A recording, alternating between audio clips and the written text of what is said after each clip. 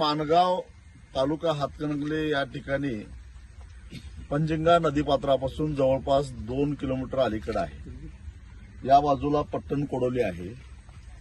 हा जो ज्या ठिकाणी मी उभा आहे या ठिकाणाहूनच शक्तीपीठ महामार्ग जाणार आहे। इकडून ईशान्येकडून येणारा हा शक्तीपीठ महामार्ग नैऋत्येकडे पट्टण कोडोली आहे आणि तिथून पुढे तो कन्हेरी मठाच्या दिशेनं तो मार्ग जातो। या ठिकाणी मी उभा आहे। नदी पात्रापासून 2 किलोमीटर लांब असलो तरी सुद्धा पंजिंगा नदीच्या पात्रातलं महापुरामध्ये पाणी इतकं पसरतं। या ठिकाणी हा जो पोल दिसतो या पोलची ही जी इलेक्ट्रिक तार आहे ती तार 2019च्या पुरामध्ये बुडालेली होती। म्हणजे इथून मी जिथं उभा आहे तिथे जवळजवळ 25 फूट पाणी पुराचं आधीच येतं। म्हणजे शक्तीपीठ महामार्ग जेव्हा इथून जाईल त्यावेळी इथं जवळपास 40 फुटाचा तरी भराव पडणार आहे। कमानीची पुलं बांधणार आहेत हे सगळं खोटं आहे। नदी पात्रापुरतं कमानीची पुलं बांधतात पण पात्राबाहेर जवळजवळ 3-3 किलोमीटर, कारण इथून अजून 1 किलोमीटर पाणी इकडे पसरतं। म्हणजे नदी पात्रापासून जवळजवळ 3 ते 3.5 किलोमीटर पाणी पसरलं असतं आणि त्या पाण्याची खोली जवळपास 15 फुटापासून ते 25 फुटापर्यंत असतं।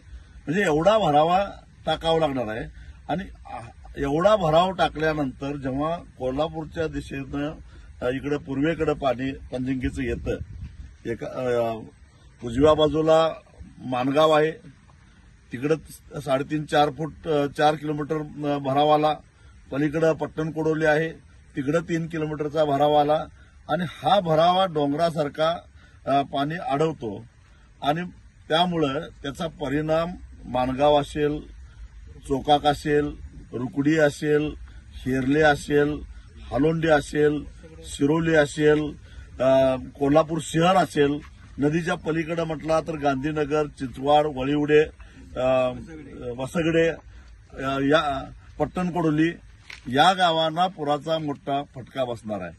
अशा पद्धतीनं संपूर्ण कोल्हापूर जिल्ह्यामध्ये जे काही वेगवेगळी पुलं होतात, एक नांदणीचा उपशाखा जी नरसिंहवाडीला जोडते, त्याच्यानंतर हा शक्तीपीठ महामार्गाचा हा भरावा आणि त्याच्यानंतर कालच मी दाखवलेला बालिंगे येथील पुलाचा जो भरावा आहे, ह्या सगळ्याचा जर विचार केला तर जवळपास कोल्हापूर जिल्ह्यातला 20% ऊसाच्या उत्पादनावर त्याचा परिणाम होणार आहे। कारण 2-2 महिने जर का पाणी तुंबून राहिलं तर ऊस शेती होऊ शकत नाही। पण एवढ्या साऱ्या म्हणजे ज्यांची जमीन जाणार आहे ते तर बर्बाद होणार आहेच, पण ज्यांची जमीन जाणार नाही ते या महापुराच्या महापुरामुळे बर्बाद होणार आहेत। त्यांना 8 महिन्याची पिकं घ्यावी लागणार आहेत। मग मला सांगा की हा शक्तीपीठ महामार्ग नेमका कुणाच्या फायद्याचा? आणि जे आज बैठका घेऊन सांगतायत की तुम्हाला एवढे पैसे मिळणार आहेत, तेवढे पैसे मिळणार आहेत, त्यांना मी एकच सांगतो, मी दुसऱ्या व्हिडिओमध्ये अगदी गट नंबर निहाय कुणाला किती पैसे मिळणार आहेत हेही सांगतो। पण आज एवढं सांगतो की रत्नागिरी नागपूर महामार्गाला जे पैसे मिळाले त्यावेळी 2013च्या कायद्याप्रमाणे त्याची अंमलबजावणी झाली म्हणून शेतकऱ्यांना भरपूर पैसे मिळाले। परंतु 2022 मध्ये जी दुरुस्ती झाली त्या दुरुस्तीनंतर